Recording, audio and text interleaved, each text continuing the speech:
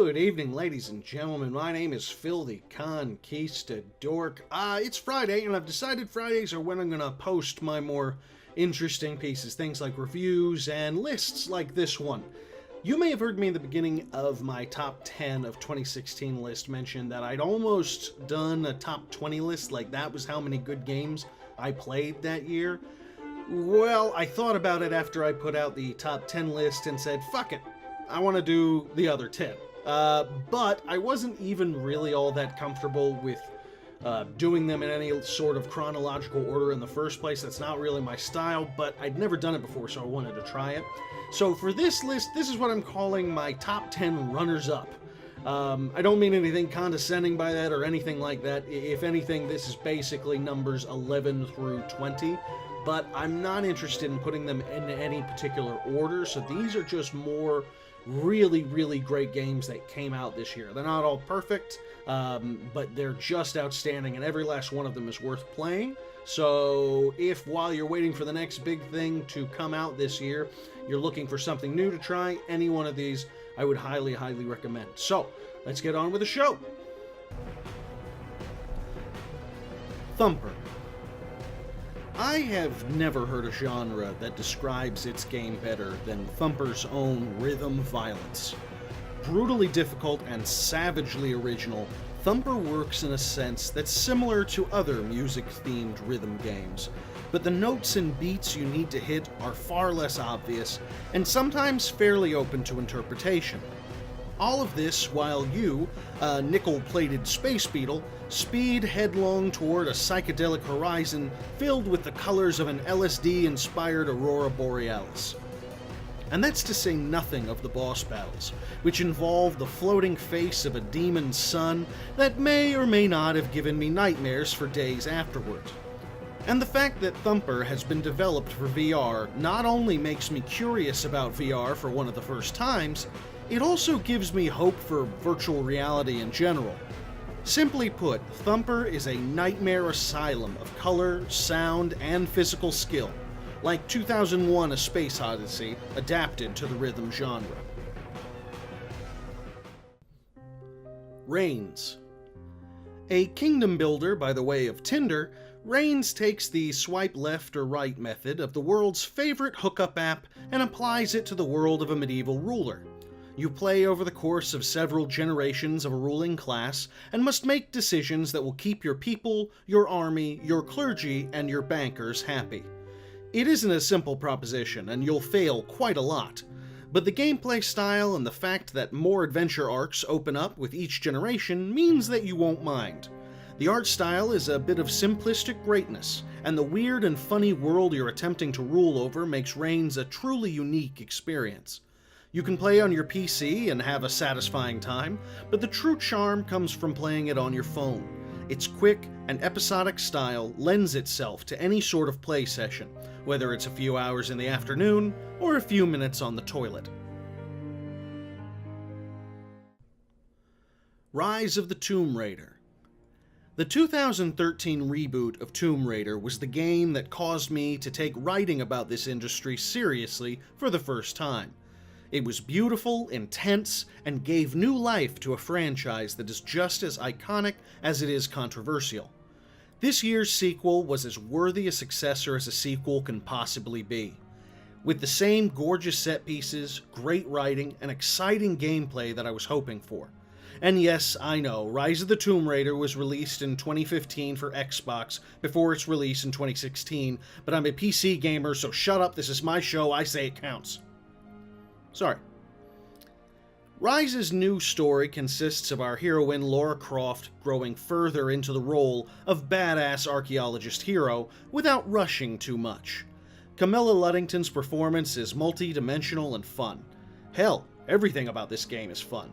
The Tomb Raider franchise's rebirth has proven to be 2 for 2 on solidly entertaining action games, and I'm looking forward to seeing Croft take up the double pistols again for the next iteration, whenever that might turn out to be.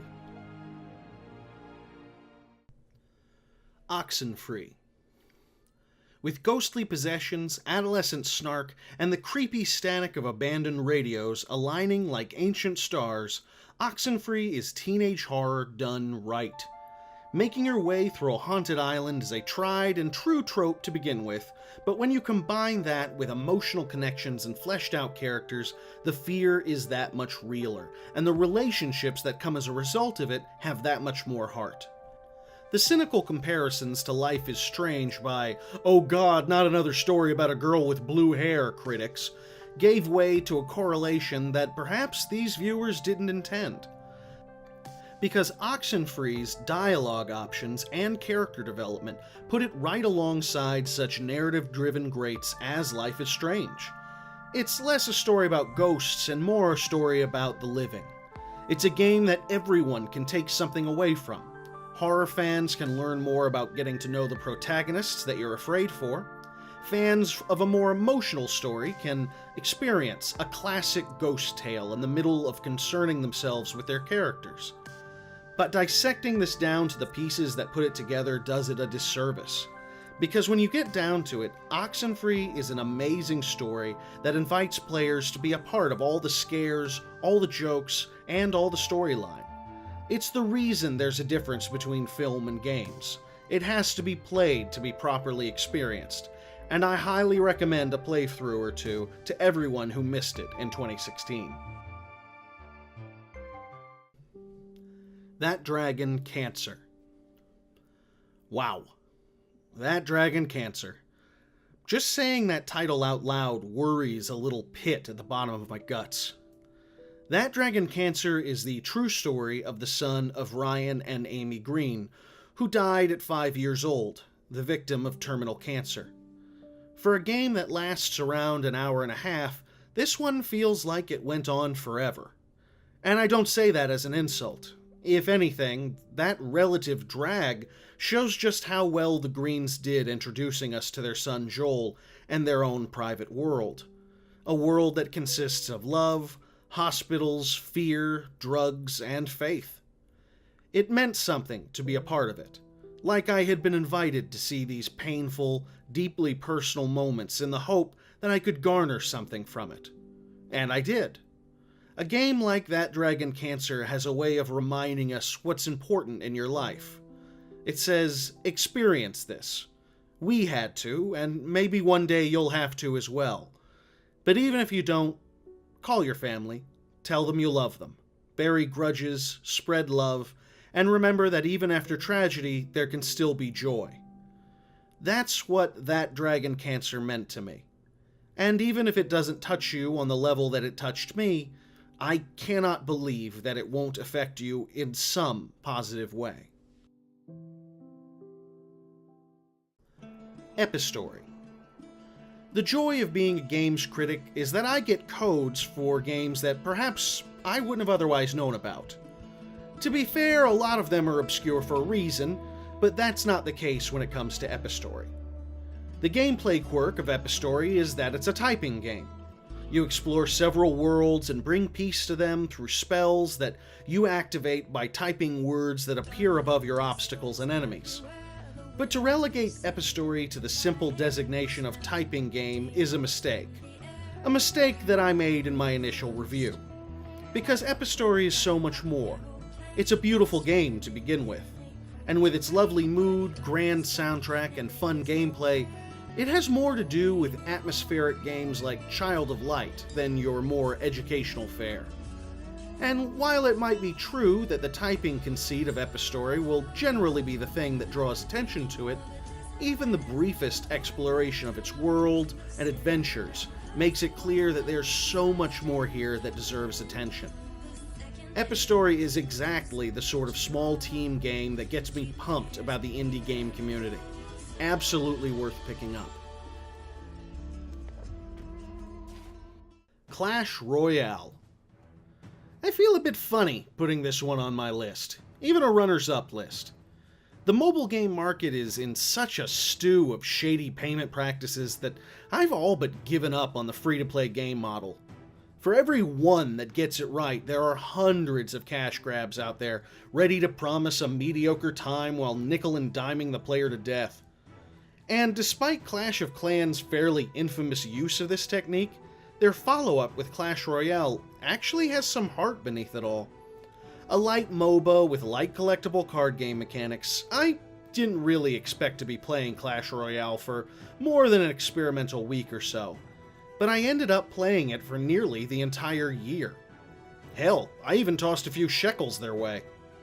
I was, and remain, impressed. Clash Royale, for all the free-to-play culture it's steeped in, is a genuinely enjoyable game to play on the go. Of course, it was later overrun by Reigns as a sit-and-stare sort of game, but all the same, I enjoyed it more than enough to put it on this list. Far Cry Primal. The moment they announced Far Cry Primal in 2015, I was all over it. The idea of an old-world, prehistoric action survival in the same drug trip vein as the original Far Cry franchise sounded really fun. An actual breath of neolithically fresh air in a world of AAA games that seemed to be going further and further into the world of lasers and jetpacks.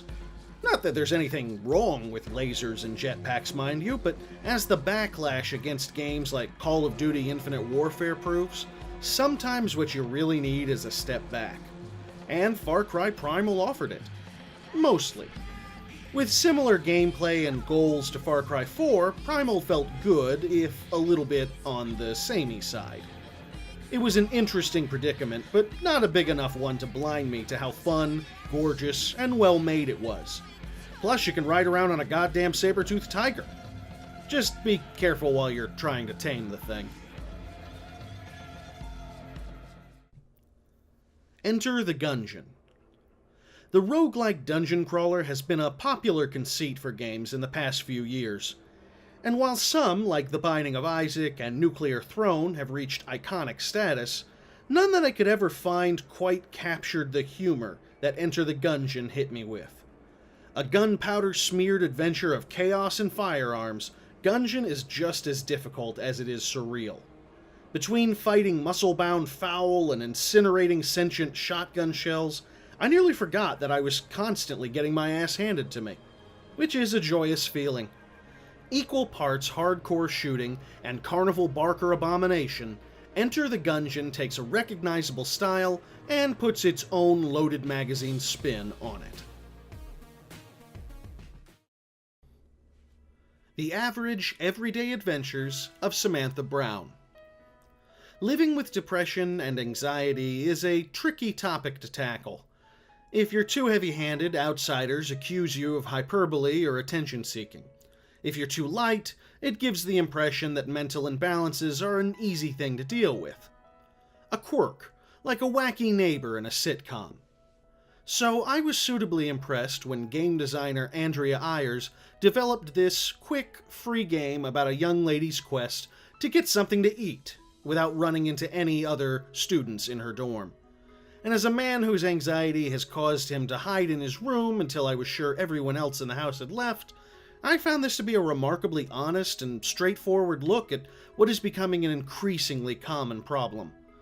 Because anxiety and depression aren't all about sad songs and dubious suicide attempts. It's about just pushing forward to do the most rudimentary, everyday things. And The Average Everyday Adventures of Samantha Brown does a great job of illustrating that in a charming, fun sort of way.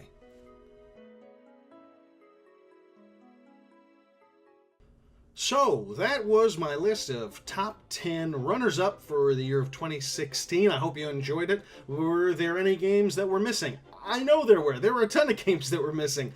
I just plain didn't get to play all of them. There were a number of them that I wanted to, and I just didn't have the time to get around to. I'm amazed I got around to these 20, for God's sakes. Games like Battlefield 1, Titanfall 2, a lot of games, Final Fantasy 15, things that I just flat out didn't have time. There are a lot of them that I'm interested in, and I'm going to try and do some Let's Plays of those throughout the year, because if I'm interested, so I'm still going to try and play that and get something out of it.